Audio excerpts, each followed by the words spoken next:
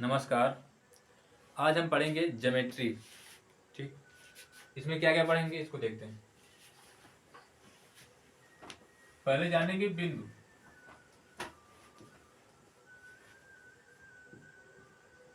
यानी point. Point क्या होता है? यही होता है पॉइंट। इसका कोई भाग नहीं होता, ना कोई लंबाई ना कोई चौड़ाई। किसी को किसी भी किसको इंडिकेट करने के लिए कि इसका प्रयोग किया जाता है, दर्शाने के लिए कोई चीज इसका प्रयोग किया जाता है। इसके बाद रेखा यानी लाइन।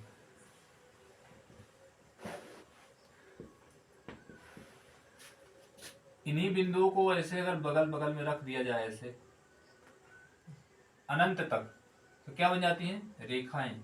क्या बन जाती है? रेखा बन जाती है। ऐसे ये बिंदुओं से ही मिलकर बनती है। इनकी लंबाई होती है लेकिन चौड़ाई नहीं होती। ठीक,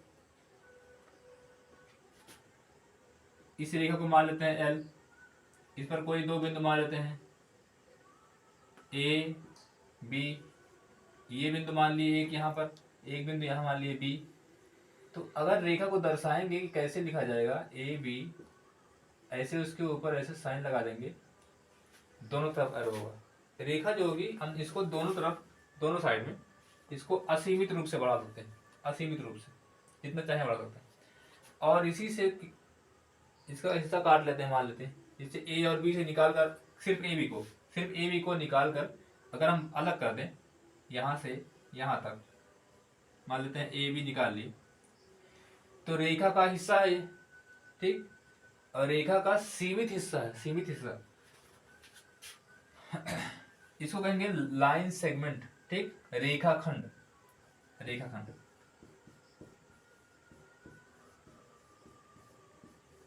लाइन सेगमेंट। उसके बाद किरण। किरण क्या होती है? रे। किसी एक बिंदु से, मान लेते हैं ए से, हम इसको सिर्फ एक तरफ असीमित रूप से बढ़ा सकते हैं। एक तरफ सिर्फ, बस। मान लेते हैं यहाँ कोई बिंदु बी है, तो अगर इसको दर्शाना है बिंदु, कैसे दर्शाएंगे? ए बी लिख कर उसके ऊपर लगा देंगे एरो। ठीक, इससे पता चलेगा कि ए बी क्या है? क्या है? रेखा है, उत्तर किरण। ठीक है, रे है। और यहाँ इससे पता चलता है कि ए बी क्या है? रेखा है। और यहाँ पर ए लिख कर ए बी लिख दीजिए, उसके ऊपर ऐसे ऐसे खींच दीजिए एरो। सॉरी, एरो नहीं हो, एक साइन है रेखाखंड का। ठीक है, तो इससे समझ जाएंगे क्या लिखा हुआ है।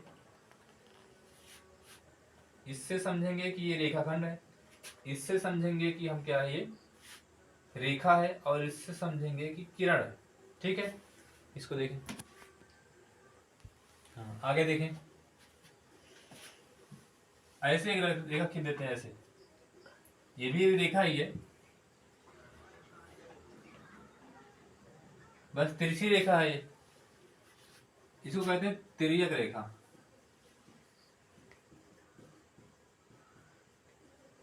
कहते हैं ट्रांसवर्सल लाइन। Transversal line. ठीक, और एक रेखा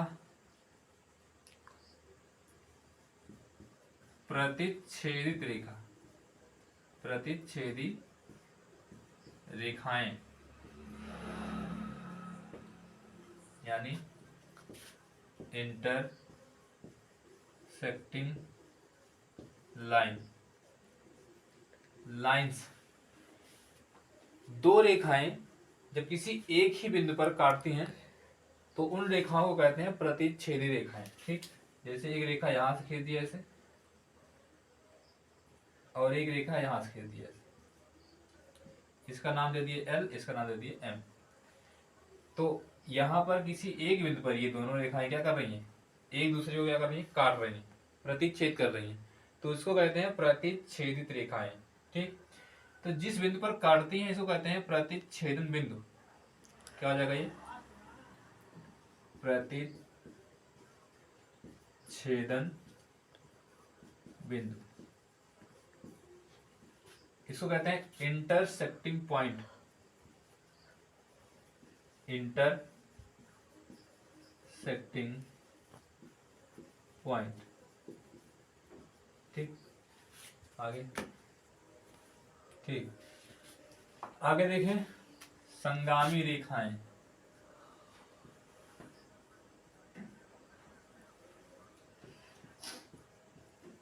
संगामी रेखाएं, संगामी रेखाएं, कॉन्करेंट लाइन, कॉन्करेंट लाइन्स। ठीक, तीन या तीन से अधिक रेखाएं किसी एक ही बिंदु पर अगर मिलती हैं, प्रतिच्छेद करती हैं, उसे क्या कहते हैं? संगामी रेखाएं।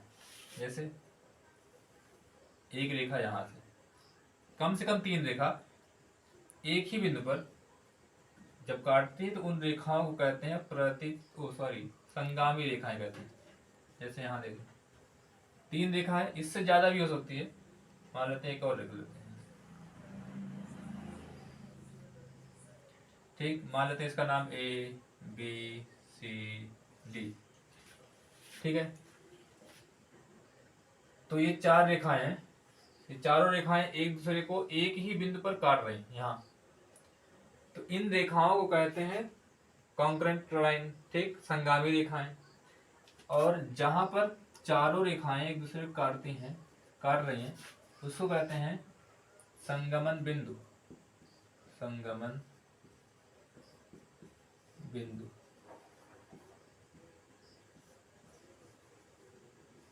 कॉन्फ्लुएंस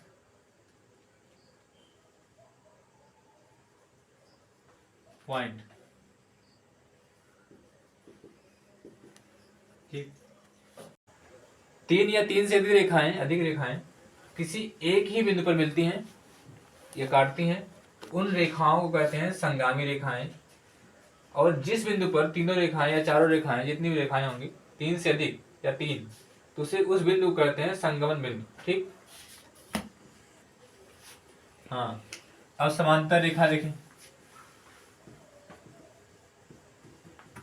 समांतर रेखाएं,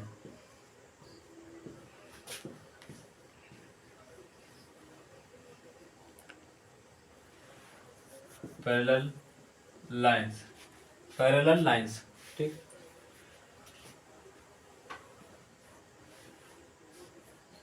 एक रेखा मान लेते हैं L और दूसरी रेखा भी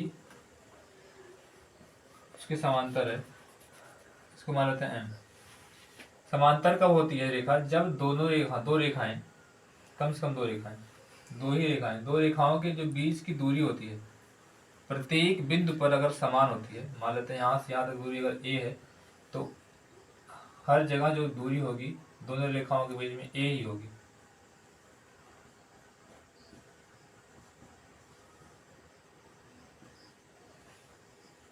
जैसे रेल की पटरी होती है। ठीक है, तो समांतर रेखाएं क्या होती हैं? दो रेखाओं के बीच की दूरी क्या होती है? प्रत्येक बिंदु पर समान होती है, उसे क्या कहते हैं? समांतर रेखाएं। इसको जो दर्शाया जाता है ऐसे L समांतर है M के, ऐसे दर्शाया जाता है। ठीक है, ठीक, आज हम जाने रेखाओं के बारे में। अब हम जानेंगे आगे कोण के बारे में।